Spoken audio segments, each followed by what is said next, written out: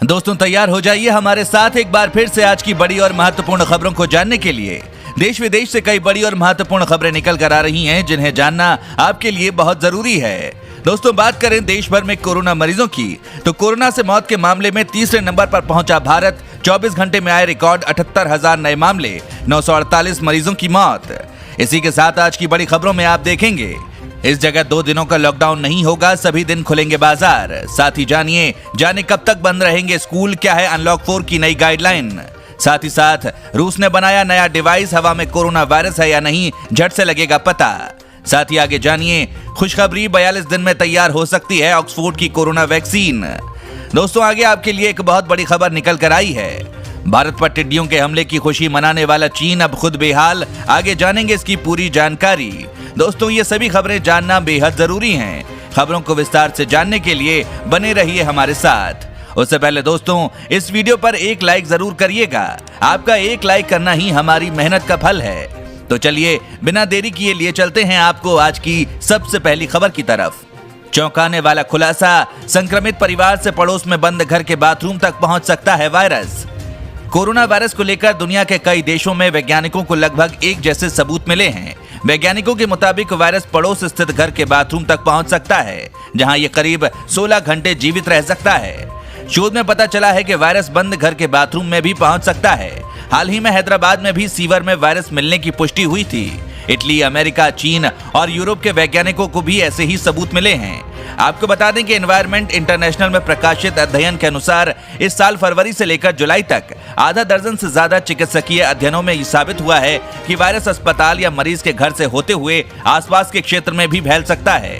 साथ ही अब जाने कब तक बंद रहेंगे स्कूल, क्या है अनलॉक 4 की नई गाइडलाइन। अनलॉक 4 में भी स्कूल और कॉलेज बंद रखने का निर्णय लिया गया है, जबकि कंटेनमेंट जोन से बाहर कक्षा 9 से 12 के छात्र स्वेच्छा से शिक्षकों से गाइडेंस लेने के लिए अपने स्कूल जा सकेंगे। गृह मंत्रालय द्वारा जारी गाइडलाइंस में ये जानकारी दी गई। छात्र ऐसा अभिभावक की लिखित सहमति से कर सकते हैं। केंद्रीय गृह मंत्रालय ने शनिवार को अनलॉक 4 के लिए दिशा निर्देश जारी किए, जिनके तहत मेट्रो ट्रेनों को 7 सितंबर से चरणबद्ध तरीके से संचालित करने की अनुमति दी जाएगी। वहीं 21 सितंबर से 100 व्यक्तियों की अधिकतम सीमा के साथ सामाजिक, राजनीतिक और धार्मिक कार्यक्रमों की अनुमति होगी। हालांकि स्कूल, कॉलेज और अन्य शैक्षणिक संस्थान 30 सितंबर तक बंद रहेंगे, लेकिन 9वीं से 12वीं कक्षा तक के छात्रों के लिए कुछ छूट दी गई है। साथ ही अब जानिए रूस ने बनाया नया डिवाइस, हवा में कोरोना वायरस है या नहीं झट से लगेगा पता। रूस ने जहां कुछ दिन पहले कोरोना के लिए वैक्सीन बनाने का दावा किया था, तो वहीं अब फिर से एक और दावा करते हुए रूस ने कहा है कि उसने एक ऐसे डिवाइस को बनाया है जो हवा में कोरोना वायरस की मौजूदगी का पता लगा लेगा। ये डिवाइस न केवल कोरोना बल्कि बैक्टीरिया, जहरीले पदार्थों और कई खतरनाक वायरस की उपस्थिति की सूचना भी दे सकता है। इस डिवाइस को रूस की KMJ फैक्ट्री ने डिफेंस मिनिस्ट्री और कोरोना वैक्सीन बनाने वाली गामालेया इंस्टीट्यूट के साथ मिलकर तैयार किया है। इस डिवाइस को डिटेक्टर बायो नाम दिया गया है। दोस्तों इस चैनल पर हम आपको देश और दुनिया भर की सभी ताजा खबरों को सबसे पहले लेकर आते हैं। अगर आप भी चाहते हैं कि दुनिया भर की खबरें आपके पास सबसे पहले पहुंचें, तो चैनल को बिना भूले नीचे दिए गए लाल बटन को दबाकर सब्सक्राइब जरूर कर दें और बेल आइकन को भी जरूर दबाएं। साथ ही अब जानिए नहीं मिलेगा टोकन, एंट्री गेट पर होगी थर्मल स्क्रीनिंग, मेट्रो में सफर के लिए नियम जारी। कोरोना वायरस के संक्रमण के खतरे के बीच केंद्र सरकार ने अनलॉक 4 की गाइडलाइन को जारी कर दिया है। इसके तहत दिल्ली मेट्रो को संचालन की अनुमति दे दी गई है। वहीं अब इसको लेकर दिशा निर्देश जारी कर दिए गए हैं। नए नियमों के मुताबिक दिल्ली मेट्रो में सफर के लिए अब टोकन नहीं मिलेगा। आपको बता दें कि सभी यात्रियों को सफर के लिए मेट्रो कार्ड बनवाना होगा। इतना ही नहीं, सभी स्टेशनों पर मेट्रो रेल नहीं रुकेगी। मेट्रो कोच में यात्रियों की संख्या तय की जाएगी। मेट्रो स्टेशन के बाहर थर्मल स्क्रीनिंग और सैनिटाइजर की व्यवस्था होगी। मेट्रो स्टेशन पर सोशल डिस्टेंसिंग के लिए मार्किंग भी की जाएगी, ताकि कतार में खड़े लोगों के बीच एक नियत दूरी बनी रहे। और अब जानिए कोरोना संकट के बावजूद किसानों ने अपनी ताकत को साबित किया, पीएम मोदी। प्रधानमंत्री नरेंद्र मोदी ने रविवार को कहा कि कोरोना जैसी महामारी से पैदा हुई असाधारण परिस्थितियों के बावजूद देश में खरीफ की फसल की बुवाई पिछले साल के मुकाबले 7% ज्यादा हुई है। आकाशवाणी पर मासिक रेडियो कार्यक्रम मन की बात की 68वीं कड़ी में अपने विचार साझा करते हुए मोदी ने किसानों को नमन करते हुए कहा कि उनकी शक्ति से ही जीवन और समाज चलता है। मोदी ने कहा कि हमारे किसानों ने कोरोना की इस कठिन परिस्थिति में भी अपनी ताकत को साबित किया है। हमारे देश में इस बार खरीफ की फसल की बुवाई पिछले साल के मुकाबले 7% ज्यादा हुई है। साथ ही अब जानिए खुशखबरी, 42 दिन में तैयार हो सकती है ऑक्सफोर्ड की कोरोना वैक्सीन।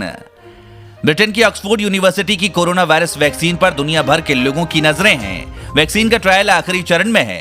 एक वेबसाइट में छपी रिपोर्ट के मुताबिक सबसे अच्छी स्थिति में ऑक्सफोर्ड की वैक्सीन आज से सिर्फ 42 दिन बाद यानी 6 हफ्ते में तैयार हो सकती है। ब्रिटेन की सरकार के सूत्र ने संडे एक्सप्रेस को बताया है कि ऑक्सफोर्ड यूनिवर्सिटी और इंपीरियल कॉलेज लंदन के साइंटिस्ट वैक्सीन तैयार करने के बेहद करीब पहुंच गए हैं। साथ ही अब जानिए, कोविड के इलाज में जीवन रक्षक साबित हुई ये सामान्य दवा। एक सामान्य रक्त पतला करने वाली दवा लो मॉलिक्यूलर वेट हेपरिन कोविड-19 रोगियों के लिए एक संभावित चिकित्सकीय उपचार बनकर उभरी है। डॉक्टरों ने कहा कि दवा एक सीधे लगाए जाने वाले इंजेक्शन के रूप में अस्पताल में भर्ती की अवधि को कम करने में मदद करती है और रिकवरी दर में सुधार करती है और अचानक होने वाली मौत की दर में 90% से अधिक की कटौती करती है। अब देश भर में डॉक्टर्स इस दवा का उपयोग रक्त में होने वाली जलन और इसके थक्के बनने से रोकने के लिए एक रोग निरोधक चिकित्सा के रूप में कर रहे हैं। भारत पर टिड्डियों के हमले की खुशी मनाने वाला चीन अब खुद बेहाल। कभी भारत पर टिड्डियों के हमले से अर्थव्यवस्था के चौपट होने और इससे चीन के खिलाफ आर्थिक लड़ाई कमजोर पड़ने की उम्मीद में खुशी बनाने वाला ड्रैगन अब खुद बेहाल है। भारत सहित कई देशों में हमले के बाद टिड्डी दल चीन पहुंच चुके हैं और यहाँ भी फसलों को बर्बाद करने में जुट गए हैं। चीन के दक्षिणी भाग में टिड्डी दल किसानों के लिए मुसीबत बन गए हैं, तो ट्रेड वॉर और कोरोना वायरस की वजह से अर्थव्यवस्था की बदहाली झेल रहे चीन के लिए ये एक और बड़ा झटका हो सकता है। साथ ही अब जानिए, रेलवे के साथ जुड़कर काम करने का शानदार मौका, होगी अच्छी कमाई। भारतीय रेलवे के पूर्वोत्तर रेलवे जोन में स्थित इज्जत नगर डिवीजन में 38 रेलवे स्टेशनों पर 1389 जनसाधारण टिकट बुकिंग सेवक रखे जाने हैं। इन एजेंट्स को हर टिकट की बिक्री पर कमीशन मिलेगा। ये एजेंट्स सिर्फ अनरिजर्व टिकट ही बेच सकेंगे। इन टिकट बुकिंग सेवकों की नियुक्ति 3 साल के लिए की जाएगी। वहीं पूर्वोत्तर रेलवे के वाराणसी डिवीजन में 43 स्टेशनों पर स्टेशन टिकट बुकिंग एजेंट रखे जाने हैं। इन पोस्ट के लिए 31 अगस्त 2020 को दोपहर 2 बजे तक आवेदन किया जा सकता है। वहीं एप्लीकेशन के आधार पर किसका चयन किया गया है, इसकी जानकारी 31 अगस्त 2020 को दोपहर 3:30 बजे तक दे दी जाएगी। दोस्तों, इस वीडियो को देखते रहिए क्योंकि आगे आप देखेंगे, किसी को भनक लगे बिना भारतीय नौसेना ने दक्षिण चीन सागर में तैनात किए युद्धपोत। अब जानिए, इस जगह 2 दिनों तक लॉकडाउन नहीं होगा, सभी दिन खुलेंगे बाजार। अनलॉक 4 की गाइडलाइंस जारी होने के बाद अब हरियाणा सरकार ने बड़ा फैसला लिया है। राज्य में होने वाला सोमवार और मंगलवार को लॉकडाउन अब नहीं होगा। सप्ताह में 7 दिन बाजार खुल सकेंगे। हरियाणा के गृह मंत्री अनिल विज ने ट्वीट करके ये जानकारी दी। उन्होंने कहा कि राज्य में अब कोई लॉकडाउन नहीं होगा। जब केंद्र सरकार की गाइडलाइन आ गई है तो राज्य सरकार का कोई अधिकार नहीं है कि लॉकडाउन लगाया जाए। केंद्र सरकार ने अनलॉक 4 में प्रदेश सरकारों को लॉकडाउन करने का अधिकार नहीं दिया है। इसलिए हरियाणा सरकार का दिनांक 28 अगस्त को सोमवार और मंगलवार को बाजार बंद रखने का आदेश वापस ले लिया है। इसलिए अब कोई लॉकडाउन नहीं होगा। अब आगे देखिए, इन जगहों पर अगले 48 घंटे बारिश के आसार नहीं, आज से मौसम के बदलने की संभावना। मौसम को लेकर मौसम विभाग का ताजा अनुमान सामने आ गया है। इसके मुताबिक अगले 2 दिनों तक उत्तर प्रदेश के किसी भी हिस्से में बारिश की संभावना नहीं है। हवाएं थोड़ी रफ्तार में जरूर चलती रहेंगी, लेकिन पश्चिमी यूपी से लेकर पूर्वी यूपी तक कहीं भी बारिश की कोई संभावना मौसम विभाग ने नहीं जताई है। ज्यादातर जिलों में तेज धूप निकलती रहेगी। ये जरूर है कि मध्य प्रदेश, राजस्थान और हरियाणा से सटे प्रदेश के जिलों में हल्की बादली देखी जा सकती है। इन इलाकों में आगरा और उसके आसपास के जिले के अलावा बुंदेलखंड और एनसीआर के जिले भी शामिल हैं। वहीं सहारनपुर और मुजफ्फरनगर में भी बादलों की आवाजाही और हल्की बौछारें देखने को मिल सकती हैं। बाकी जगहों पर मौसम खुला रहेगा। अभी तक के मौसम विभाग के अनुमान के मुताबिक 1 सितंबर से स्थितियों में बदलाव संभव है। 1 और 2 सितंबर को प्रदेश के कई इलाकों में मौसम का मिजाज बदल सकता है। साथ ही अब जानिए, कोरोना के हल्के लक्षण वाले मरीजों को बाद में हो रही याददाश्त और नसों की समस्या, परहेज में ना दें ढिलाई। कोरोना वायरस महामारी के ऐसे मरीज जिनमें शुरुआती संक्रमण के लक्षण कम थे, उन्हें अब रहस्यमय दीर्घकालिक न्यूरोलॉजिकल समस्याओं का सामना करना पड़ रहा है।